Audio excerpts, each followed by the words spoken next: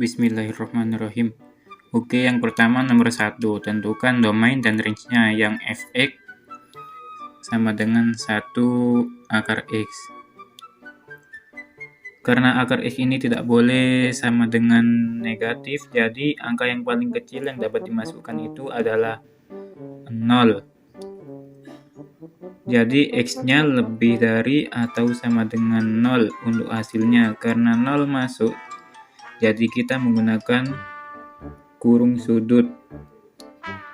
Karena nolnya masuk dalam hitungan dibuktikan dengan lebih dari atau sama dengan.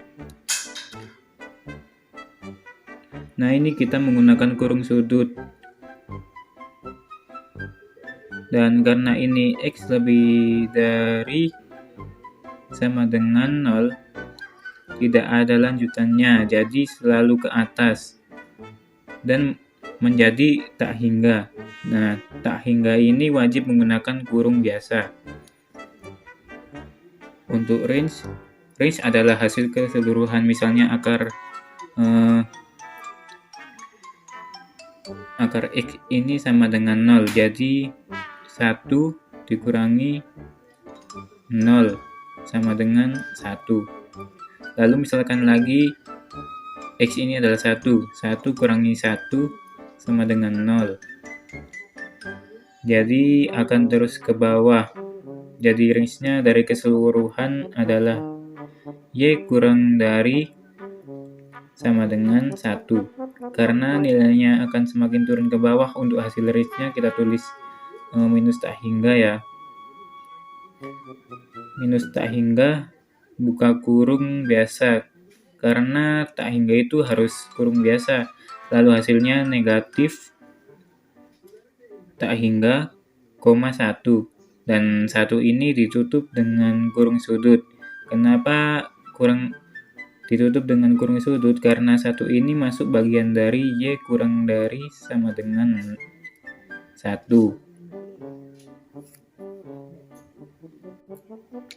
Untuk nomor 1b, gx sama dengan 1 plus x kuadrat. Di sini untuk menentukan domainnya kita bisa memasukkan bilangan bebas ya, karena tidak ada yang membatasi x ini. Jadi kita bisa memasukkan nilai apapun dalam bilangan x. Jadi domainnya adalah x elemen real. Karena ya tadi tidak dibatasi oleh bilangan akar. Jadi kita bisa memasukkan nilai apapun ke dalam x-nya. Hasilnya adalah negatif tak hingga, tak hingga. Tak hingga ini kita menggunakan kurung biasa ya. Untuk range-nya kita bisa memasukkan angka terkecil, yaitu angka 0 ya. Jadi 1 plus 0 kuadrat itu adalah sama dengan 1. Jadi 1 ini hasil yang paling kecil. Jadi dapat disimpulkan range-nya y lebih dari sama dengan 1. Untuk nomor 2, mencari domain dengan menggunakan fungsi dari nomor 1. Kita cari domain f irisan domain g, karena domain f plus g sama dengan domain f irisan domain g.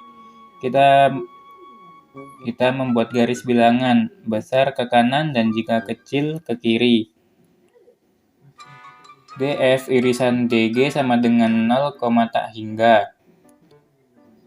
df plus g sama dengan 0, tak hingga. Yang B, domain f per g kita cari pembuat 0 dari penyebutnya. Pembuat 0 tidak masuk ke dalam domain. df per g sama dengan 1 minus akar x per 1 plus akar 2 sama dengan 0, tak hingga. Untuk yang C caranya sama seperti yang B. Domain G per F sama dengan 1 plus X pangkat 2 per 1 minus akar X sama dengan 0, tak hingga, di mana X tidak sama dengan 1. Nomor 3, kita mencari f bundaran g dari fungsi nomor 1. Kita masukkan fx sama dengan 1 min akar x. Gx sama dengan 1 plus x kuadrat. Kita jabarkan f bundaran gx sama dengan f. Gini buka kurung g, buka kurung x, tutup kurung. Ini dijabarkan sama dengan f, kita masukkan gx-nya 1 plus x kuadrat.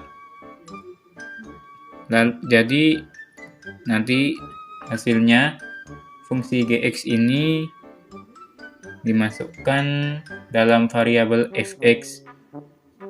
Jadi kita mendapat hasil seperti ini untuk f bundaran g. 1 min akar 1 plus x kuadrat. Oke, untuk nomor 4, kita tentukan sketsa grafik dari fungsi g pada nomor 1. Karena positif, grafiknya menghadap ke atas. Jadi kita masukkan y sama dengan 1 plus x kuadrat. Karena ini plus 1, jadi kita naikkan 1 ke atas. Jadi kita memotong sumbu y di titik 1. Untuk nomor 5, kita memakai rumus penjumlahan. Jadi sin A plus B sama dengan sin A cos B plus cos A sin B. Untuk A-nya sendiri adalah 2pi dan B-nya itu adalah X.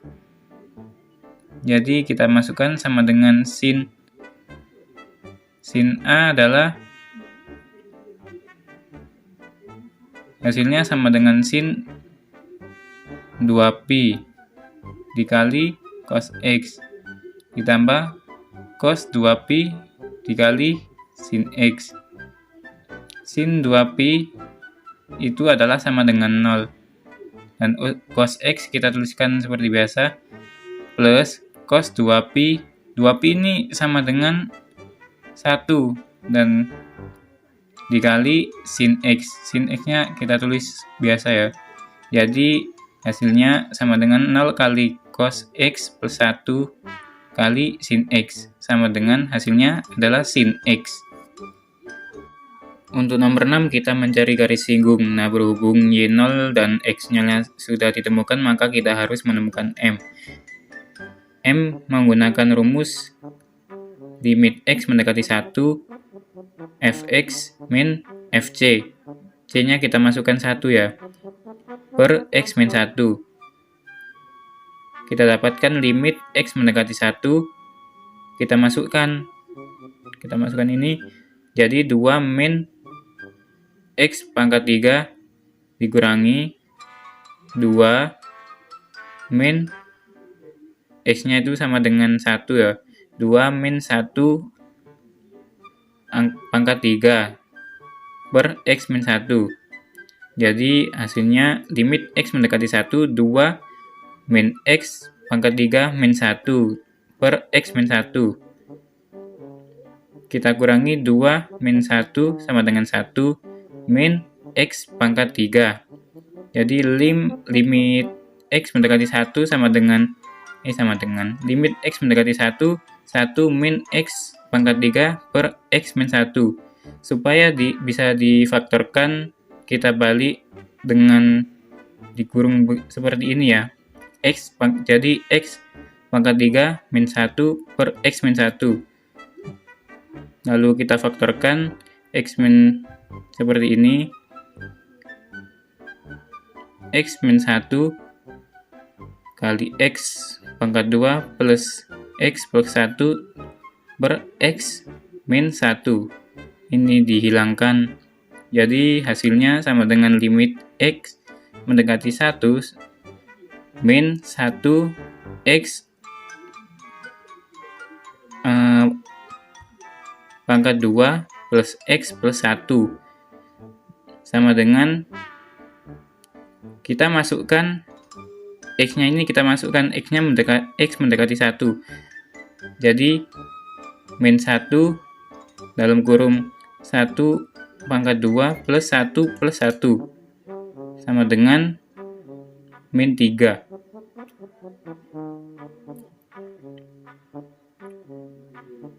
Nah, kita sudah menemukan M-nya ya. Jadi langsung saja tulis rumusnya. Y sama dengan Y0 plus M. X min X0 sama dengan 1 plus 1 plus min 3 X min 1 sama dengan 1 plus min 3X plus 3 sama dengan 4 min 3X.